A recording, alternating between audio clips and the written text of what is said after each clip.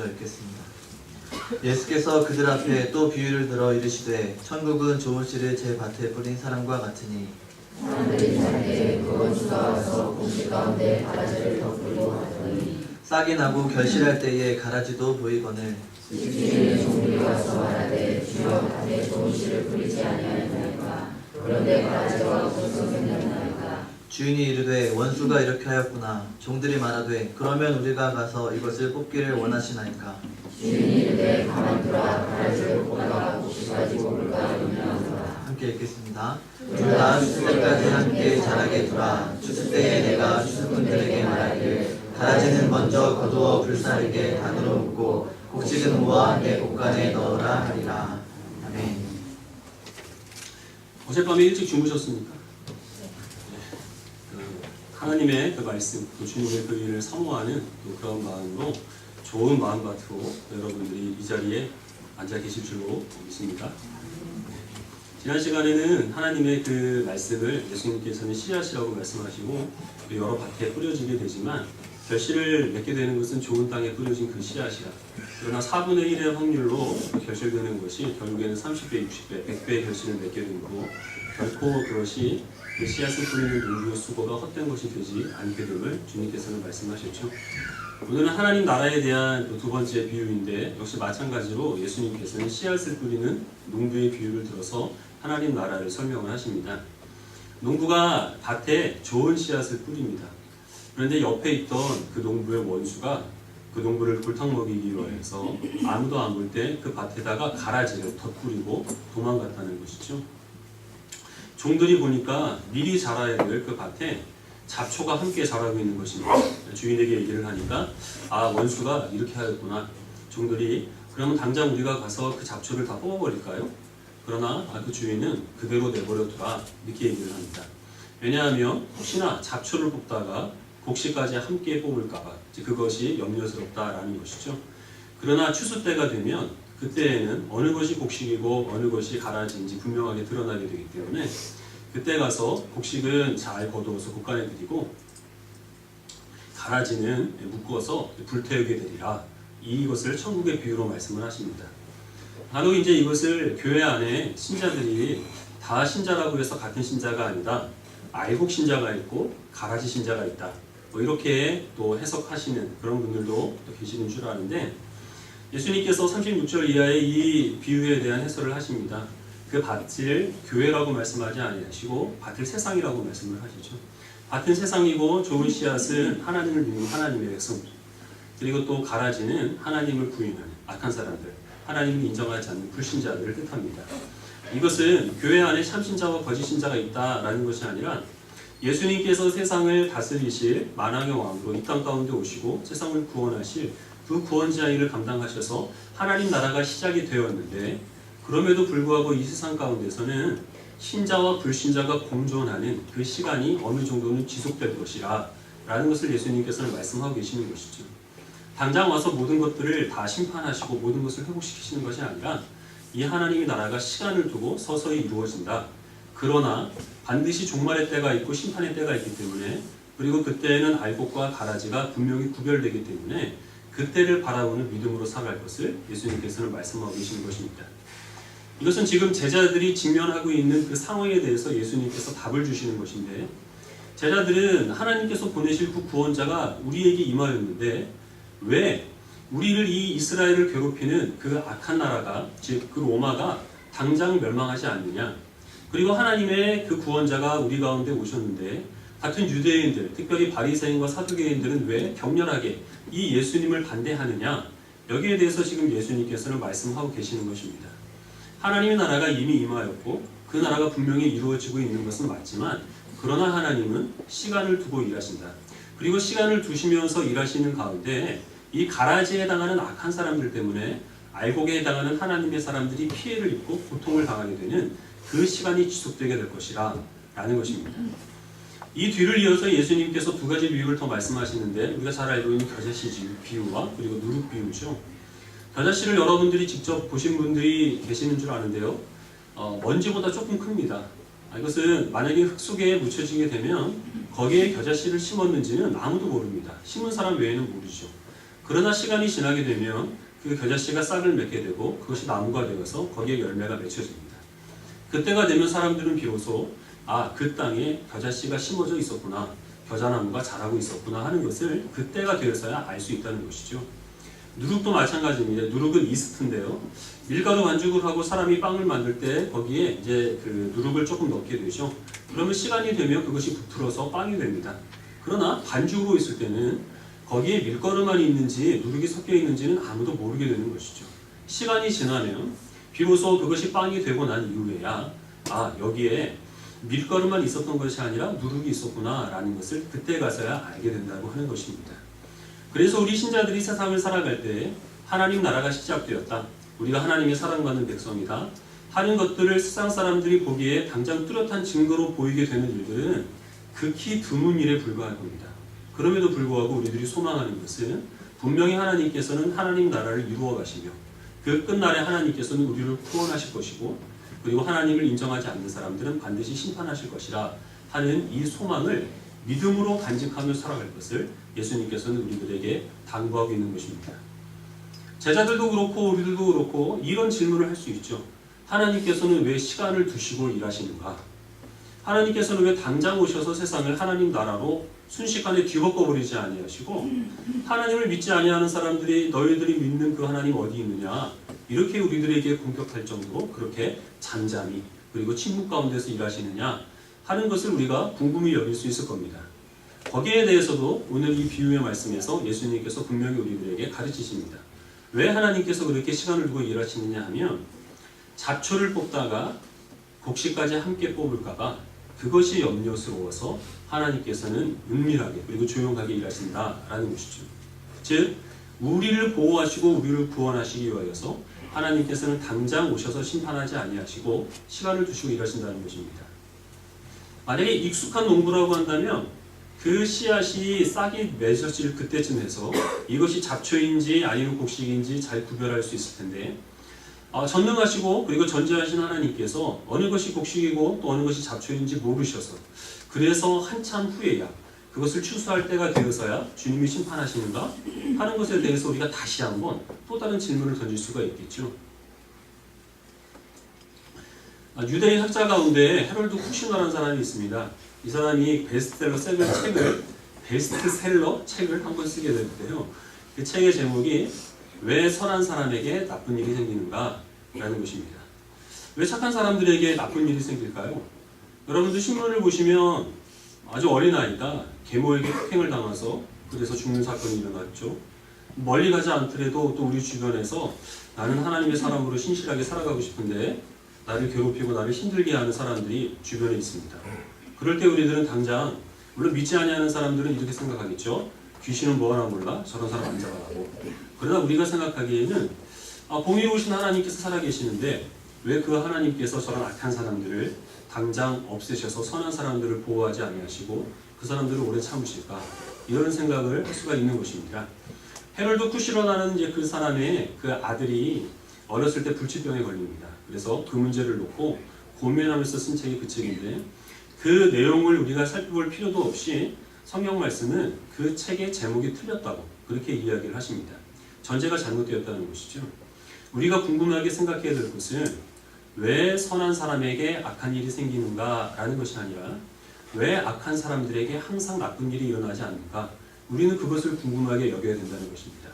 왜냐하면 세상을 살아가는 모든 사람들 중에 갓 태어난 어린아이다 하더라도 하나님의 심판을 당장 면할 만큼 선한 사람들은 없다라는 것이 성경의 증거이기 때문입니다. 모든 사람들이 다 죄를 범하였으며 하나님의 영광에 미치지 못하였다. 그리고 의인은 없나니 하나도 없다. 라는 것이 성경의 증거이죠.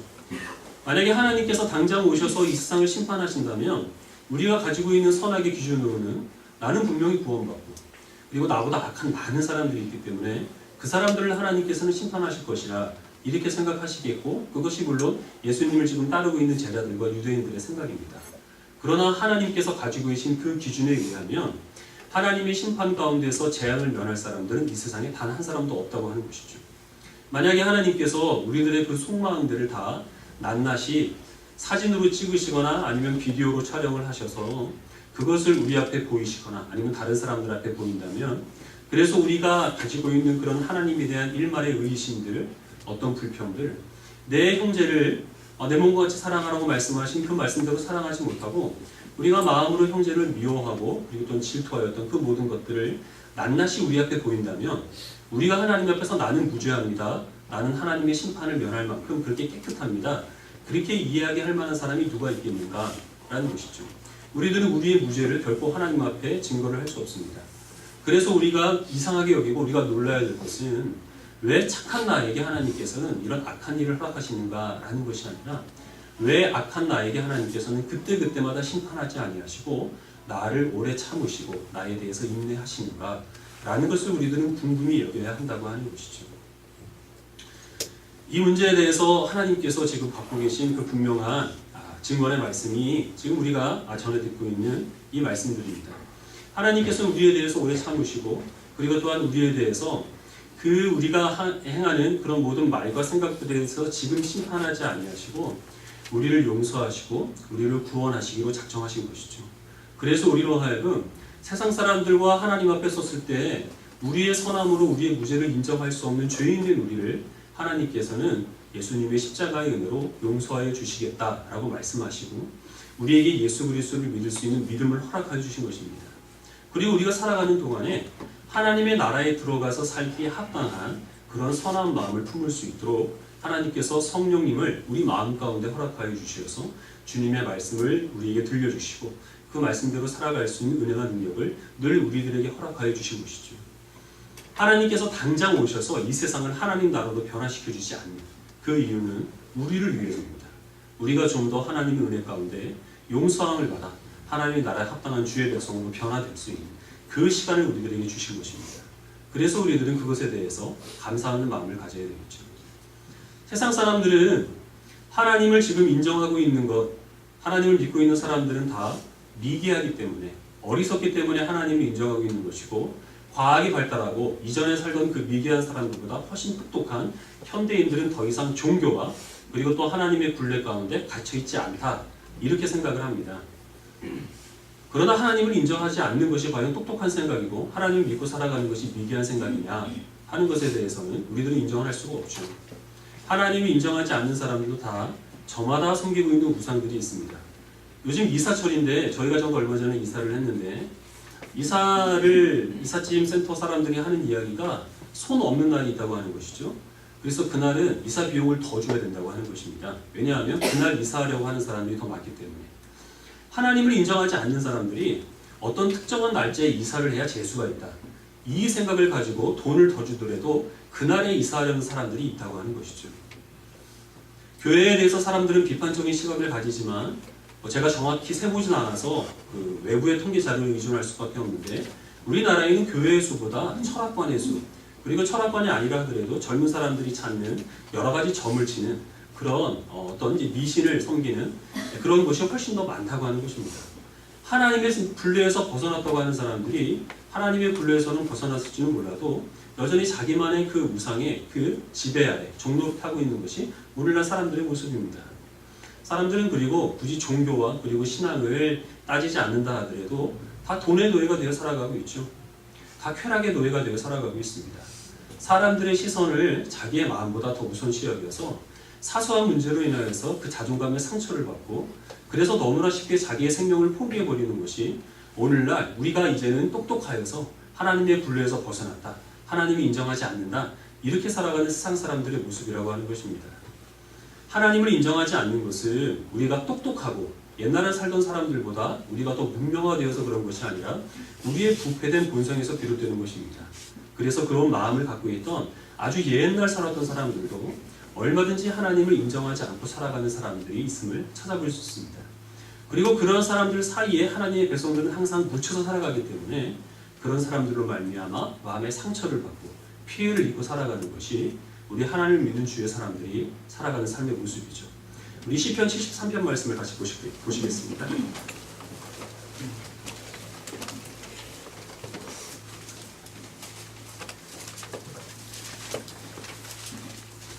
구약 855페이지 시편 73편 긴 말씀인데 여기 1절부터 15절까지 좀 끊어서 먼저 읽도록 하겠습니다.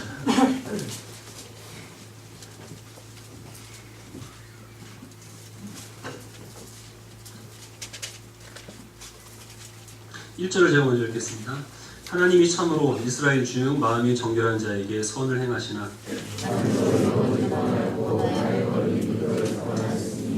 이는 내가 악인의 형통함을 보고 오만한 자를 질투하였음이로다. 사람들이 당하는 고난이 그들에게는 없고 사람들이 당하는 재앙도 그들에게는 없나니 살찜으로 그들의 눈이 솟아나며 그들의 소득은 마음의 소원보다 많으며 그들의 입은 하늘에 두고 그들의 혀는 땅에 두루 다니도다.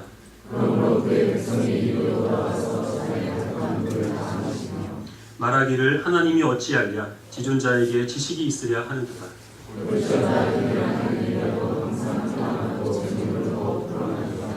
내가 내 마음을 깨끗하게 하며 내 손을 씻어 무죄하다 한 것이 실로 헛되도다.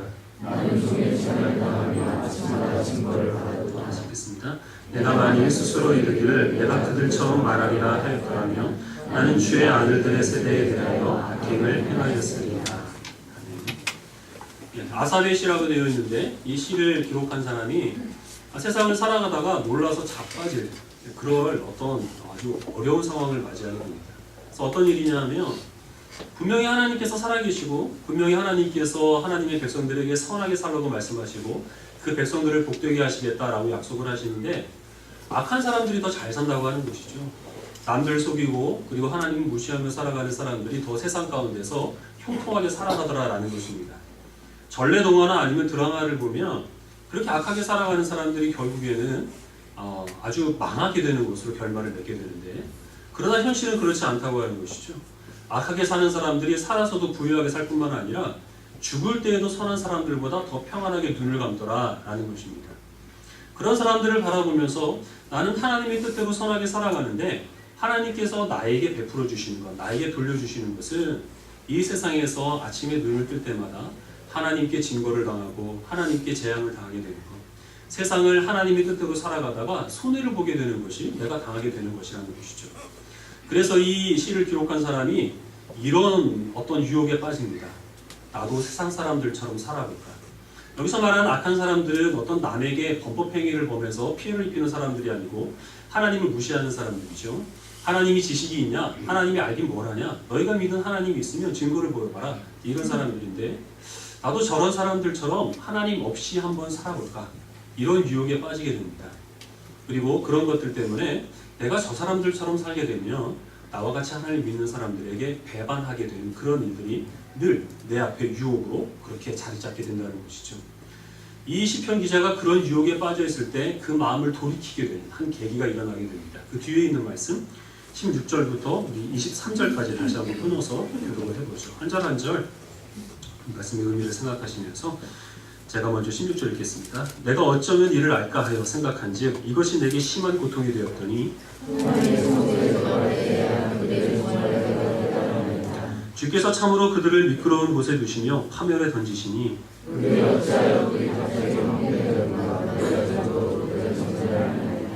주여 사람이 깬 후에는 꿈을 무시함같이 주께서 깨신 후에는 그들의 형상을 멸시하리이다. 내가 이같이 우매무지함으로 주 앞에 짐승이오나 항상 주와 함께하니 주께서 내 오른손을 붙드셨나이다. 이 시편 기자가 세상을 살아가다가 성소에 들어갑니다. 성소에는 하나님이 계시죠. 성소에 들어가서도 하나님을 뵙고 하나님께서 하시는 말씀을 들으니 눈에 보이는 이 세상이 전부가 아니라 라는 것들을 하나님께서 분명히 보여주셨다는 것이죠. 눈에 보이는 이 세상은 악한 사람들이 그렇게 악하게 살아가다가 살아서도 부유하게 살고 죽어서도 평안하게 눈을 감는 것으로 끝이 나지만 하나님께서 보여주시는 이 새로운 세상 그리고 이 진실된 세상은 그것으로 끝이 아닌 그 후에 있는 영원한 벌과 그리고 영원한 구원이 따로 마련되어 있다는 사실을 이 시편 기자가 깨닫게 된 것입니다. 그래서 이 세상을 살아가는 동안에 일어나는 모든 일들은 다 한날의 꿈에 불과하다라는 것이고 하나님께서 일어나셔서 이 세상을 심판하시게 될 그날은 모든 꿈들이 다 깨어지고 정말로 하나님께서 마련하여 주신 일, 즉 악인은 영원한 벌에 들어가며 그리고 의인은 영원한 하나님 나라에서 다시 살아가게 될 것을 이 시편 기자에게 보여주셨다는 것이죠. 그래서 이전에는 이 사람이 내가 하나님의 뜻대로 살아가는 것이 손해보는 것이기 때문에 나도 세상 사람들처럼 물에 물 탄 듯 술에 술 탄 듯 이렇게 저렇게 그저 바람에 흩날리는 그런 겨와 같이 그렇게 살아갈까 하였던 그런 모든 생각들이 다 우매무지하고 짐승과 같은 어리석은 생각이었다라는 것을 깨닫습니다. 그리고 이 세상 가운데서도 하나님께서 내 오른손을 붙드셔서 내가 비록 세상 사람들에게 조롱을 당하여도 주의 뜻대로 살아가는 것이 내가 하나님의 사랑과 하나님의 은혜를 입었다는 그 증거라는 사실을 하나님께서 성소에서 깨닫게 하여 주셨다는 것이죠. 그리고 이제 이 사람은 성소를 벗어나 다시 자기가 살아가는 세상으로 돌아갈 겁니다. 세상을 살아가는 동안에 내가 이렇게 살아야겠다 하는 결심이 마지막 그 뒷부분에 기록되어 있습니다. 같이 한번 24절부터 28절까지 한 목소리로 함께 24절부터 28절까지 읽겠습니다. 자, 주의 교훈으로 나를 인도하시고 후에는 영광으로 나를 영접하시니 하늘에서는 주의 누가 내게 있으리요 땅에서는 주밖에 내가 사모하여 없나이다. 내 육체와 마음은 쇠약하나 하나님은 내 마음의 반석이시요 영원한 분기시시라.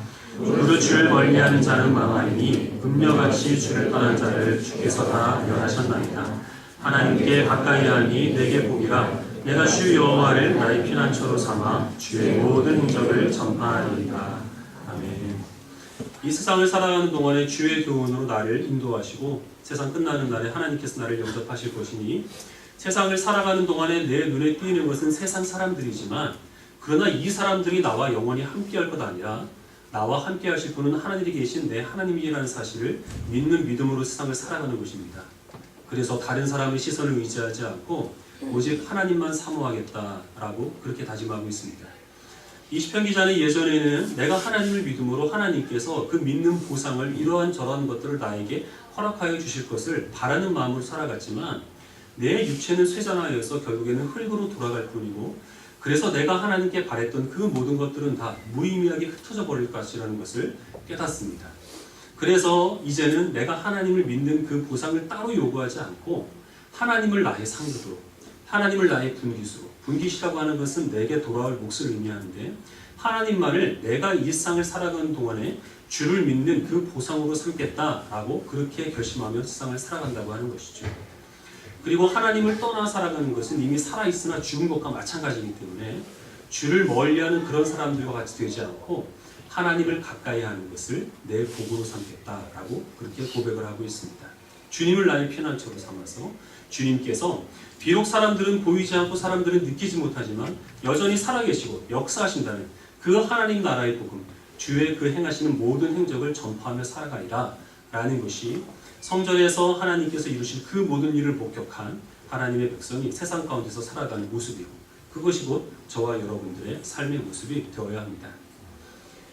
아주 오래전에 영화를 한 편 봤는데 아마 동감일 겁니다. 제목이. 내용이 정확하게 기억은 나지 않는데 대략 이런 내용입니다. 평화로운 장면이 보여집니다. 대학교 캠퍼스인 것 같기도 하고 또 공원인 것 같기도 한데요.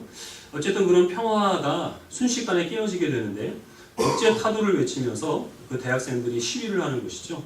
그리고 그 시위대를 진압하기 위하여서 경찰이 투입되고 무자비하게 그 시위대를 폭행하는 장면이 그 영화에서 보여집니다. 그리고 흘러나오는 배경음악이 있는데 어떤 음악이냐 하면 찬송가였습니다. 참 아름다워라 주님의 세계는 이것이 나옵니다.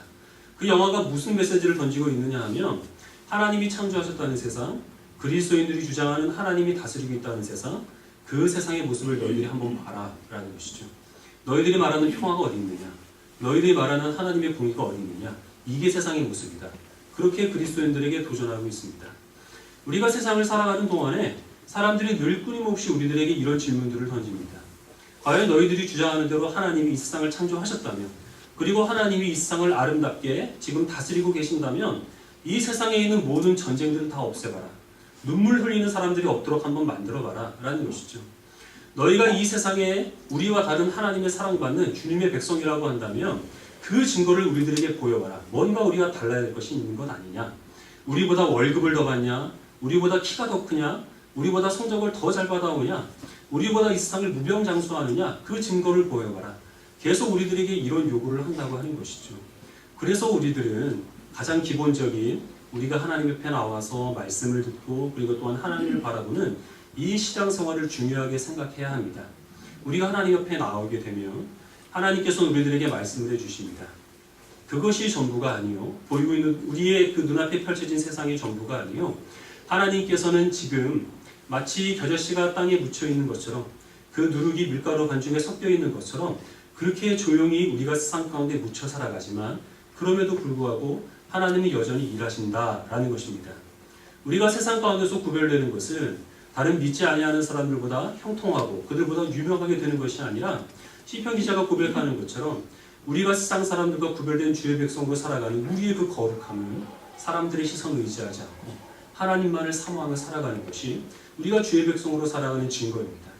그리고 또한 우리들은 우리의 마음은 언젠가는 그리고 육신은 쇠약해질 수밖에 없지만 그러나 우리가 이 세상 가운데서 열심히 살아가고 정직하게 살아감으로 사람들이 요구하는 그런 보상들을 우리가 똑같이 요구하는 것이 아니라 사람들은 결코 요구하지 않는 하나님을 나의 분기수로 삼고 하나님을 반석으로 여기며 살아간다 라고 하는 것이 우리가 세상 사람들과는 다른 구별된 모습이라고 하는 것이죠.